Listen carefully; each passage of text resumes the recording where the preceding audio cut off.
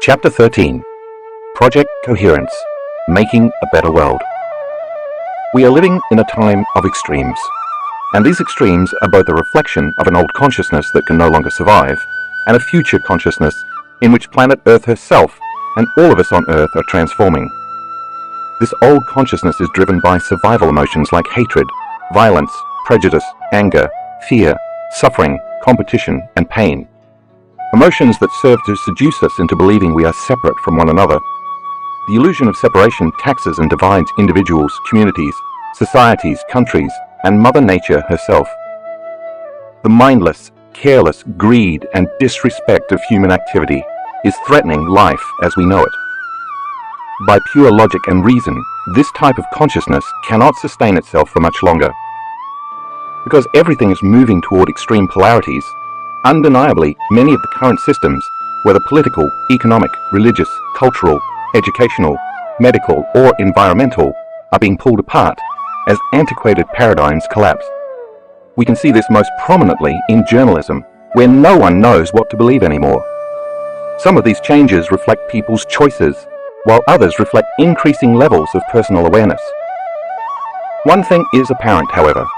In this age of information, everything that is not in alignment with the evolution of this new consciousness is coming to the surface. If you aren't aware that there is an increase in frequency and energy occurring at this time, an increase in anxiety, tension, and passion, then you might not be paying attention to your own state of being and mankind's interconnectedness to this energy. In addition to the upheavals in our highly charged political, social, economic, and personal environments, many people also feel as if time is speeding up, or that more momentous happenings are occurring in a shorter amount of time. Depending on your outlook, this could be either an exciting time of awakening or an anxiety-inducing moment in history. Regardless, the old must fall away or break down so that something more functional can emerge in its place. This is how people, species, consciousness, and even the planet itself evolve. This excitement in energy both within humans and nature begs several questions. Could greater influences be at play that are affecting mankind's correlation to violence, war, crime, and terrorism, and conversely, peace, unity, coherence, and love? And is there a reason why all of this is happening at this particular time? The history of peace-gathering projects. To date, the power of temporary peace-gathering projects has been exhibited and thoroughly field-tested in more than 50 demonstration projects and 23 peer-reviewed scientific studies, scrutinized by independent scholars around the world. The results have consistently demonstrated a positive effect in the immediate reduction of crime, warfare, and terrorism by an average of greater than 70%. Think about that for a moment. When a group of people come together with this specific intention or collective consciousness to change something or to produce an outcome, if they create it with the energy and emotions of peace, unity, or oneness, without physically doing anything, that unified community can produce changes 70% of the time. To quantify the results of these studies, scientists use a measurement called lead-lag analysis. The purpose of lead-lag analysis is to uncover correlations between people and incidents. For example, if you looked at the lead-lag analysis of a chain smoker, it would show that the more a person smokes, the greater chance they will have of developing lung cancer. In relation to peace-gathering projects, the studies have found that the greater the number of meditators or peace-gatherers, combined with the amount of time they meditate, the greater influence the gathering has upon decreasing incidences of crime and violence in society.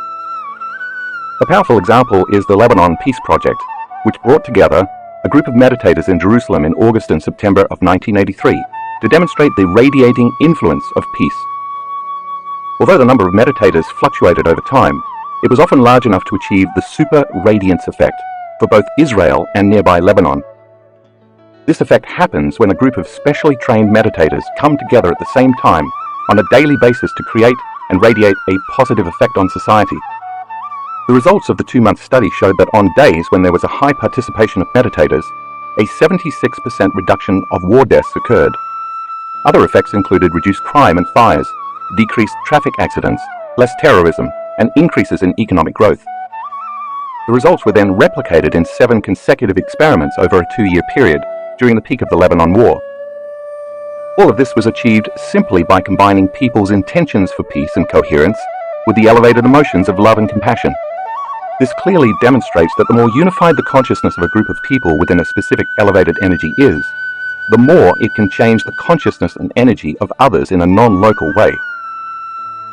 In what's considered one of the top 3 peace-gathering studies in the Western Hemisphere, the RAND Corporation think tank assembled a group of nearly 8,000, and sometimes more, trained meditators to focus on world peace and coherence during 3 periods ranging from 8 to 11 days each, from 1983 to 1985. The results showed that during this time, worldwide terrorism was reduced by 72%. Can you imagine the results and positive effects, as well as the speed with which they would occur if this type of meditation and mindfulness was part of the education curriculum? In still another study, this time in India from 1987 to 1990, 7,000 people gathered to focus on world peace. During that 3-year period, the world witnessed remarkable transformations toward world peace. The Cold War ended, the Berlin Wall came down, the Iran-Iraq War came to an end, South Africa began to move towards abolishing apartheid, and terrorist attacks subsided. What surprised everyone was the swiftness with which these global changes occurred, all in a relatively peaceful manner. In 1993, from June 7th to July 30th, approximately 2,500 meditators gathered in Washington, D.C. in a highly controlled experiment to focus on peace and coherent energy. For the first 5 months of the year, violent crime had been steadily on the rise, yet soon after the study began, a significant statistical reduction in violence, as measured by FBI uniform crime reports, crime and stress in Washington, D.C. began to occur. These results point to the fact that a relatively small group of people united in love and purpose can have a statistically significant effect on a diverse population. On September the 11th, 2001, due to the immediacy of global media, human beings all over the planet felt horror, shock, fear, terror, and grief as planes crashed into the New York City's World Trade Center, the Pentagon in Washington, D.C., and a field near Shanksville, Pennsylvania. In an instant, the world's collective consciousness tuned into this event. Powerful emotional outpourings around the globe occurred as people bonded, formed communities, and took care of one another. During the unfolding of events on 9/11, scientists at Princeton University's Global Consciousness Project were collecting data via the internet from more than 40 devices around the world. As data poured into a central server in Princeton, New Jersey, the scientists witnessed dramatic changes in the patterns in their random event generator. Think of a random event generator as a computerized coin toss. It's measuring heads or tails, or ones and zeros, so according to statistics, it should produce nearly 50-50 results. The dramatic changes in patterns right after the event caused the scientists to determine that the collective emotional response of people's outpouring was enough that it could actually be measured in the Earth's magnetic field. What all of these studies ultimately point to is that there's significant evidence that group meditations of the right size with skilled meditators who change their emotions and energy can influence and create non-local, measurable effects on peace and global coherence. If these peace-gathering projects are a force for coherence throughout a society, are there antithetical forces that could be working against humans to produce incoherence? The Earth's relationship to solar cycles. As the Earth rotates daily on its axis, every morning the sun brings light to the darkness, warmth and comfort to the chill of night, photosynthesis to plants and security to humans. It's for this reason that as far back as 14,000 BCE, adoration of the sun has been sketched onto stone tablets and cave walls. Countless mythologies, including civilizations in ancient Egypt and Mesopotamia, the Mayans and the Aztecs, and the Australian Aborigines, to name just a few, have extolled the sun as worthy of worship, as well as a source of enlightenment, illumination, and wisdom. No matter the location, most cultures have recognized the sun as the prime controller of all life on Earth, because without it, life here could not exist.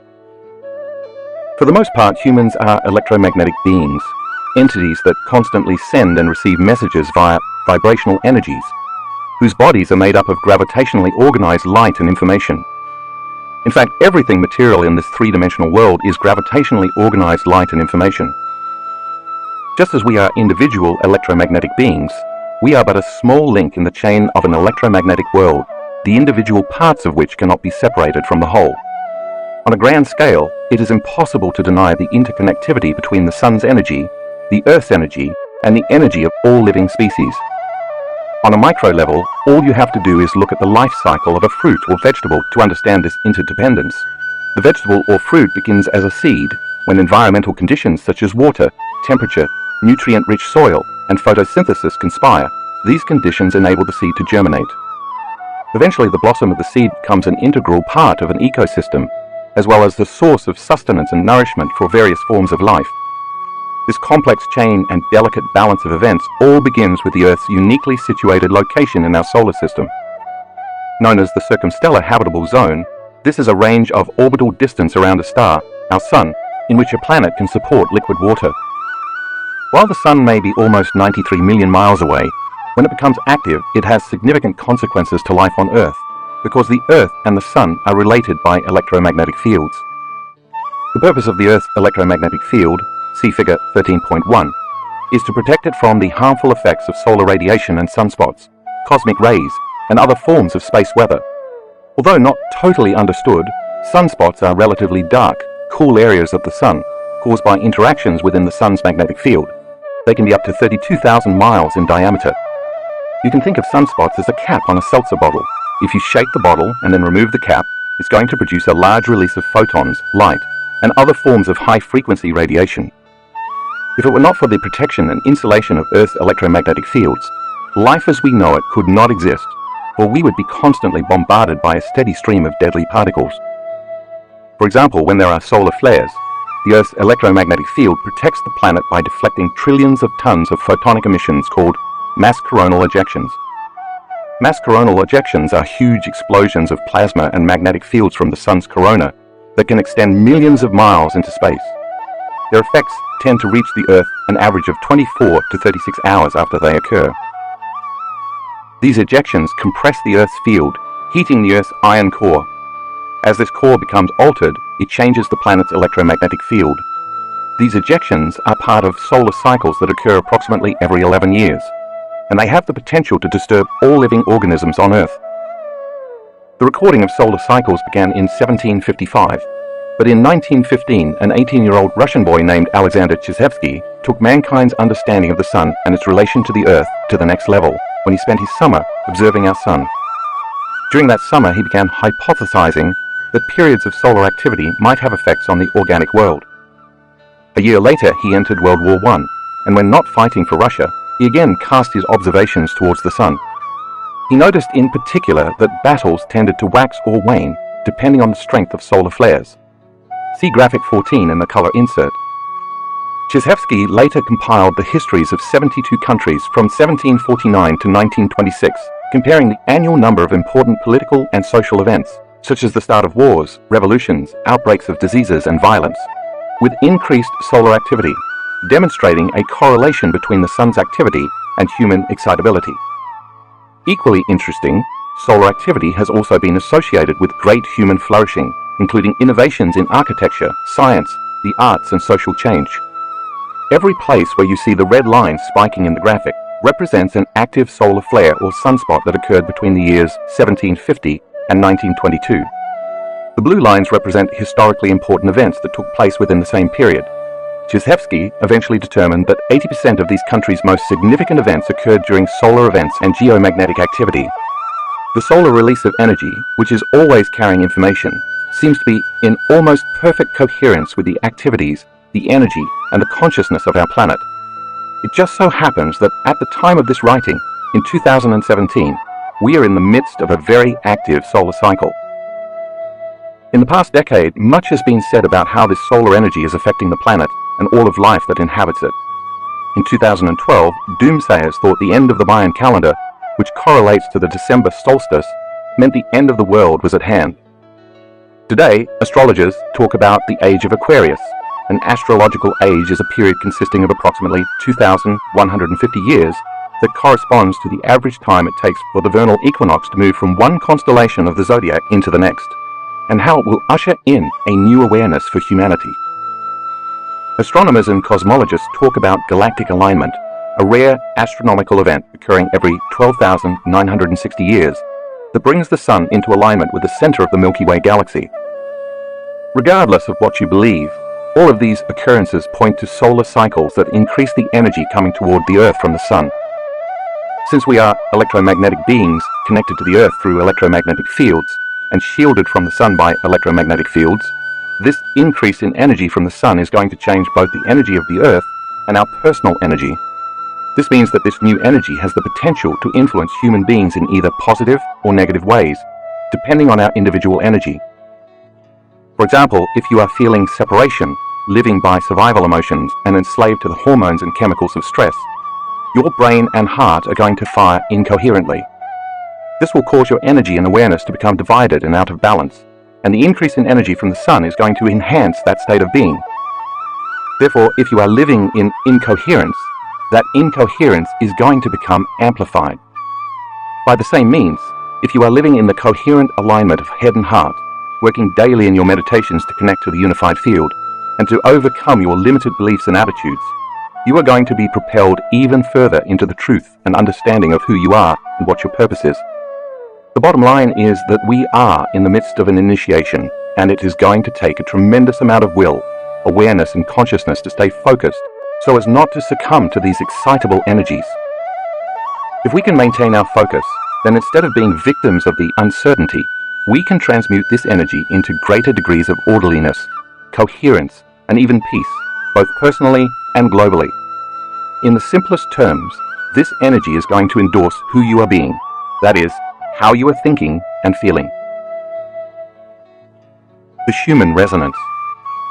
In 1952, German physicist and professor W.O. Schumann hypothesized that there were measurable electromagnetic waves in the atmosphere in the cavity or space between the Earth's surface and the ionosphere.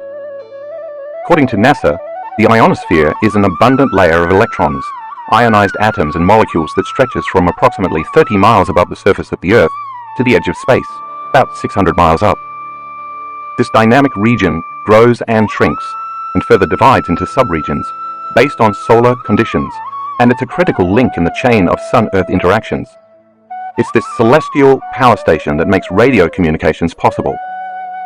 In 1954, Schumann and H.L. Koenig confirmed Schumann's hypothesis by detecting resonances at a main frequency of 7.83 Hz.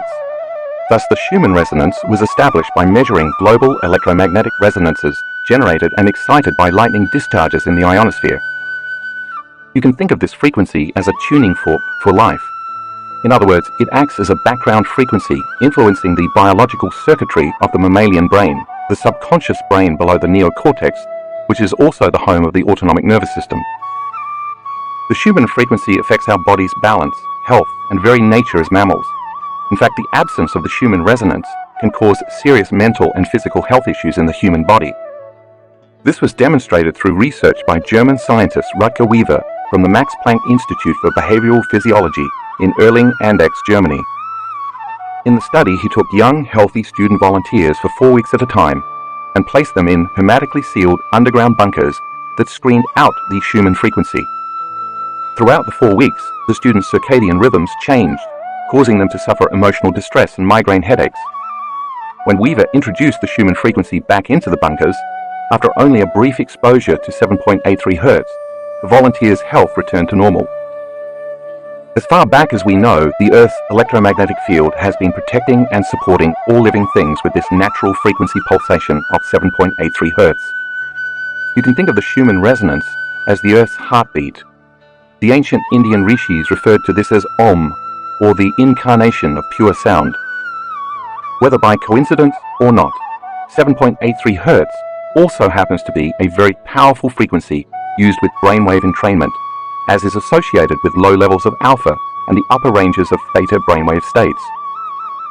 It is this range of brainwaves that allows us to get beyond the analytical mind and into the subconscious.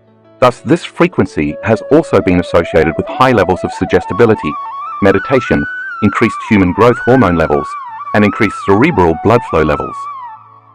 It appears then that the Earth's frequency and the brain's frequency have very similar resonances, and that our nervous system can be influenced by the Earth's electromagnetic field.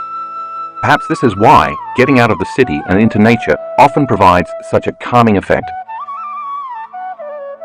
The concept of emergence. In 1996, researchers at the HeartMath Institute discovered that when an individual's heart is in a state of coherence, or harmonious rhythm, it radiates a more coherent electromagnetic signal into the environment, and that this signal can be detected by the nervous systems of other people as well as animals. In fact, as you know by now, the heart generates the strongest magnetic field in the body, and it can be measured several feet away. This provides a credible explanation for the fact that when someone walks into a room, you can feel or sense that individual's mood or emotional state, independent of their body language.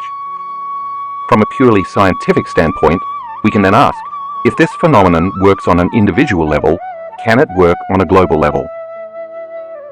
In 2008, more than a decade later, the HeartMath Institute launched the Global Coherence Initiative, GCI, a science-based, international effort that seeks to help activate the heart of humanity to promote peace, harmony, and a shift in global consciousness.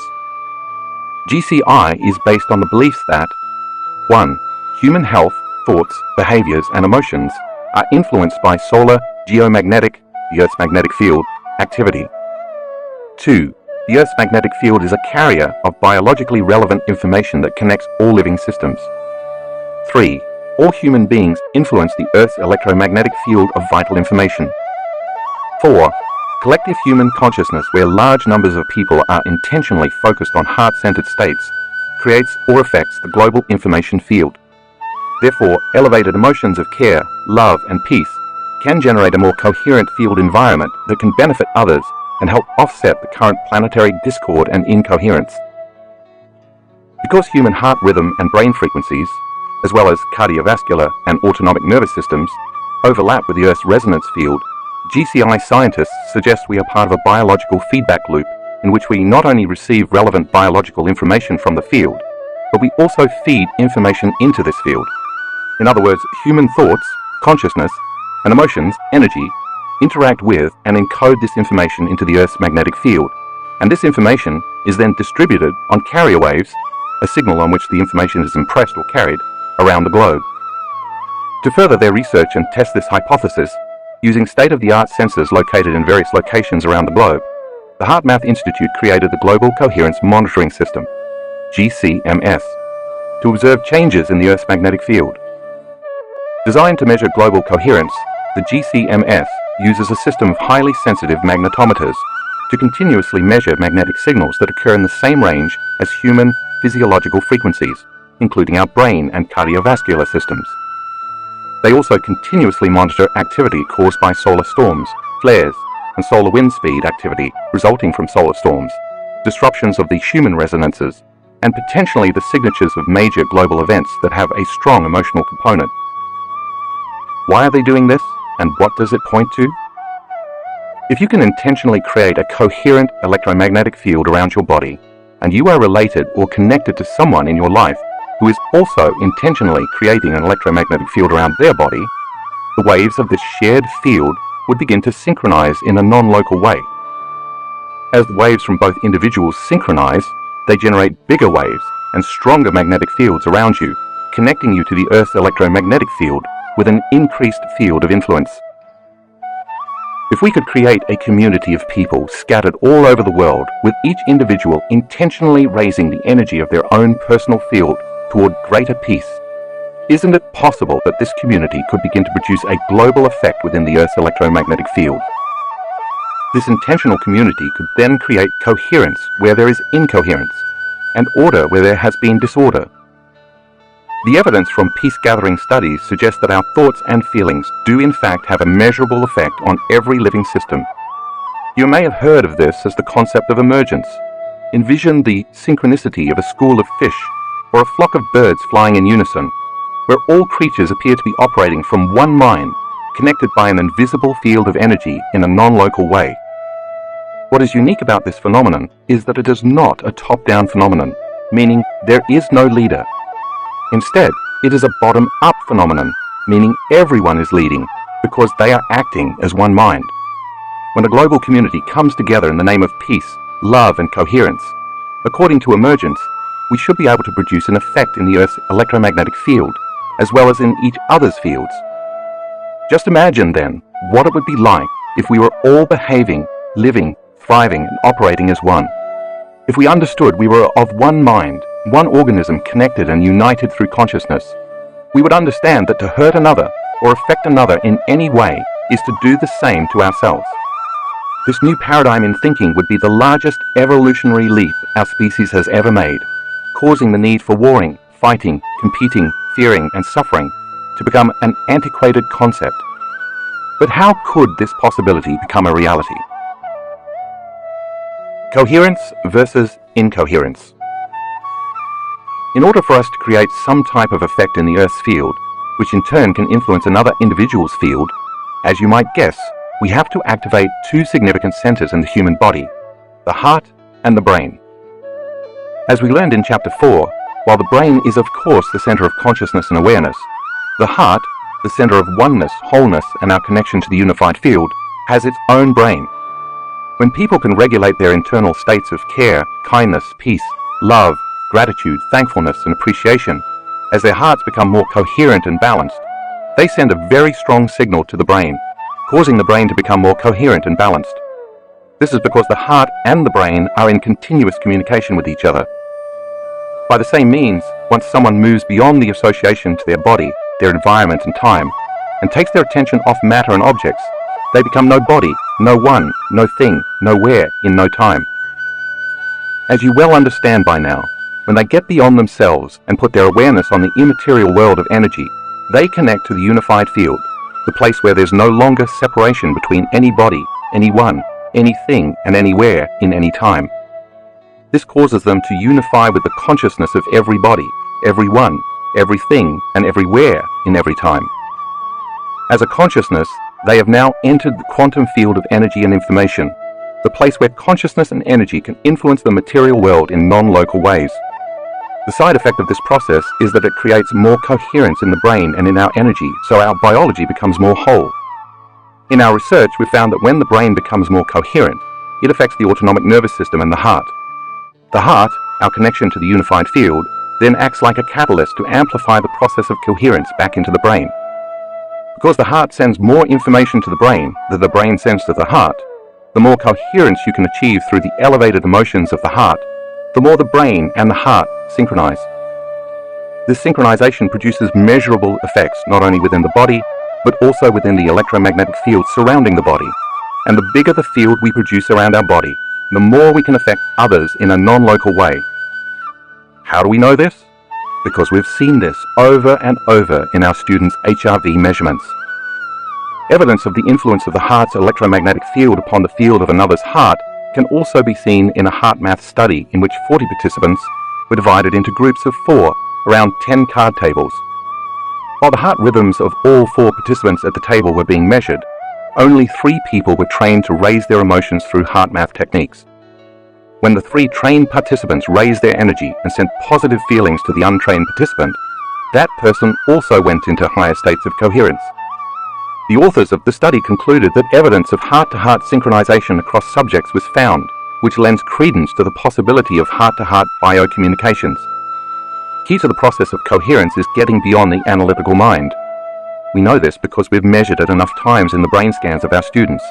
Their participation has also demonstrated that with enough practice, coherence can be achieved in a relatively short amount of time. When the thinking brain is quieted, it moves into alpha or theta brainwave states, and this opens the doorway between the conscious and subconscious mind. The autonomic nervous system then becomes more receptive to information. By raising our energy through the feelings of elevated emotions, we become less matter and more energy, less particle and more wave. The bigger the field we can create with these energies, as energy, awareness, and consciousness, the more we can influence others in a non-local way. The greater energy you can create through the elevated emotions of the heart, the more you're going to connect with the unified field, which means you're going to experience more wholeness, connection, and oneness. But you can't experience that connection when you're incoherent, feeling separate, or living by the hormones of stress. When the chemicals released during stress rouse the brain, we feel disconnected from the unified field, and we tend to make less evolved choices. We know without a doubt that the emotions of competition, fear, anger, unworthiness, guilt, and shame keep us separate from one another because they produce slower and lower frequencies than elevated emotions like love, gratitude, care, and kindness, which produce faster and higher frequencies. We also know that the faster the frequency, the more energy is present, This prompted us to ask several questions.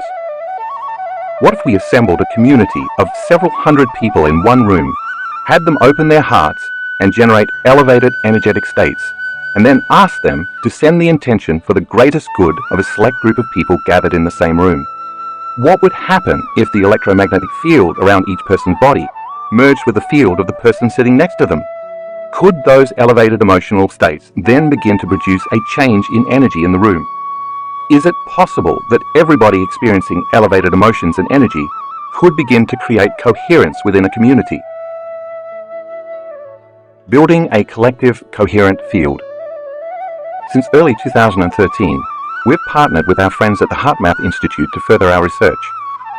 Since we began measuring our students' physiological states, we've scanned thousands of brains and hearts, resulting in a significant amount of information. We have been overwhelmed and mystified by some of the data we've collected when common people start doing the uncommon. Over the course of this journey, in collaboration with HeartMath, we've witnessed amazing measurements in our students. We've taken equally amazing measurements of the collective energy in the rooms where our students have gathered, measurements that show consistent daily increases in energy using a sophisticated sensor from Russia called Sputnik, mentioned briefly in Chapter 2. Since elevated emotions related to the activity of the autonomic nervous system produce electromagnetic fields, increasing those emotions results in changes in blood microcirculation, perspiration, and other functions of the body.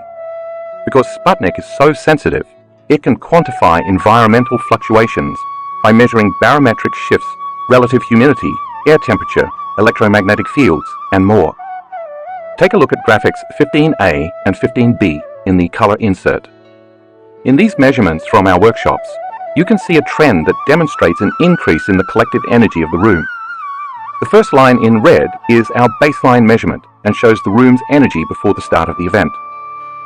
As you look at the red, blue, green, and finally the brown lines, each color representing a different day, you can see that each day the energy steadily increases. In graphics 15C and 15D, the same color scale applies. However, these measurements reflect specific time intervals during each day's morning meditations. This means our students are getting better at raising the energy of the room by creating more unified coherence. The Sputnik readings demonstrate that the collective energy created by our students from the first day of the workshop to the final day consistently makes incremental increases. Within that trend, we've found that most groups are extremely focused and the energy rises every day. About 1/4 of the time, the energy stays relatively the same for the first day or two, but in the following days, the energy increases significantly. We believe this is because during the first day or two, the group is working on overcoming themselves by breaking the energetic emotional bonds that keep them connected to their past-present reality. So during this time, they are drawing from the unified field to build their own personal electromagnetic fields. This siphoning from the field tends to cause the collective energy in the room to drop.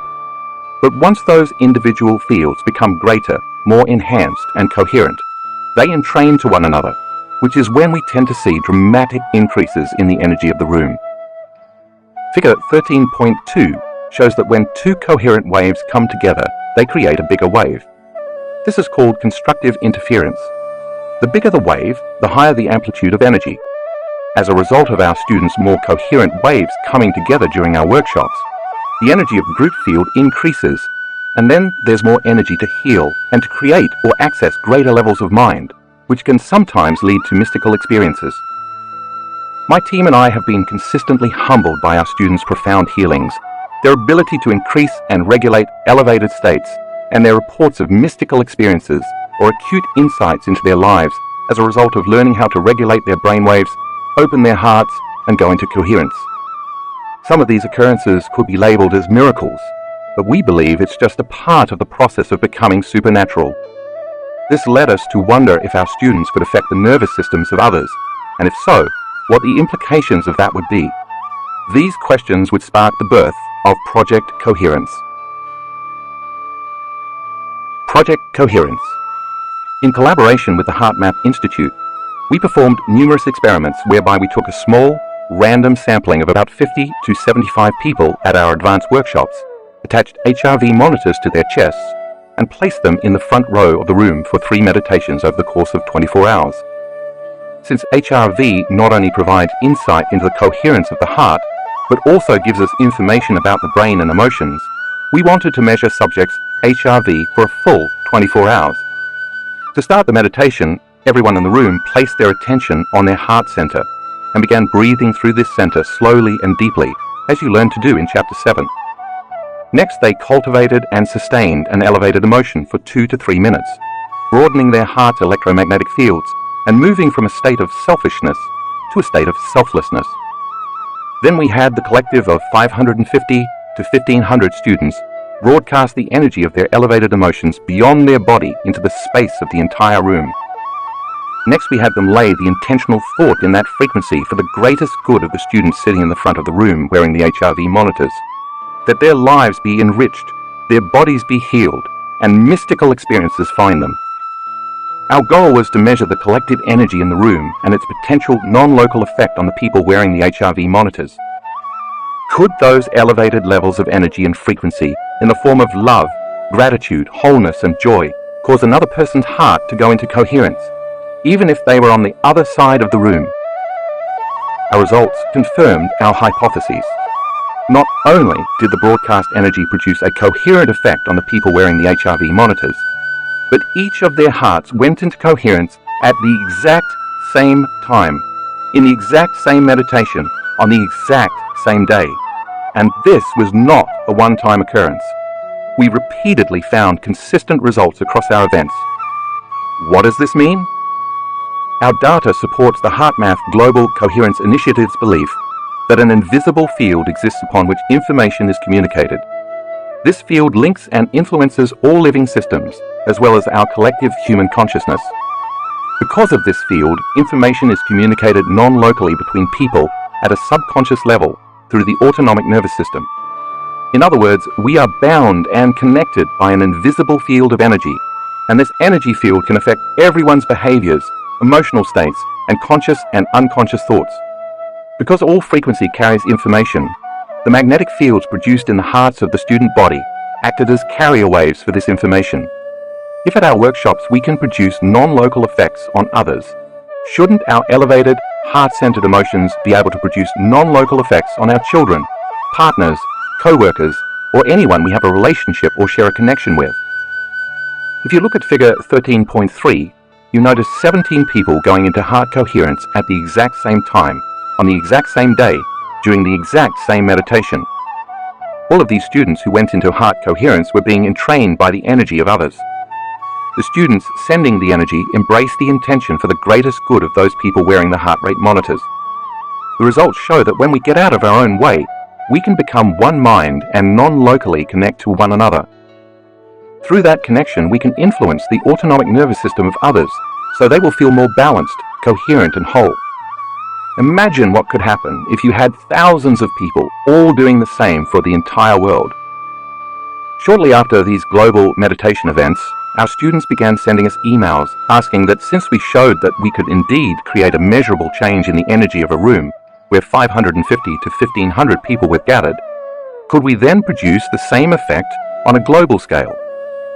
So it was our students who requested we organize global meditations, giving birth to Project Coherence. We broadcast our first Project Coherence over Facebook in November 2015, with more than 6,000 people from all over the world joining together online to collectively create a more loving and peaceful world.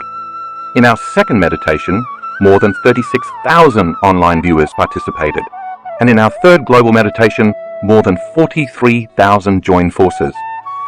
It is our intention to continue to host these Project Coherence events, each time creating a stronger, radiating influence of peace and love over the planet. In time, we hope to measure these effects. Project Coherence Meditation. Start by acknowledging your heart center. With focus and awareness, lock into that center. Open your focus and begin to become aware of the space it occupies in space, as well as the space around the space your heart occupies in space. Then move as a thought and an awareness into the center of the earth and radiate your light beyond the earth in space. All I want you to do is raise your frequency and hold on to that emotion. Still as a consciousness and awareness, slowly move away from the earth and then take the earth as a thought and place it in your heart. As you hold the entire planet in your heart, raise the frequency of the earth as a thought and broadcast that energy beyond your body and space. Radiate your love into the earth.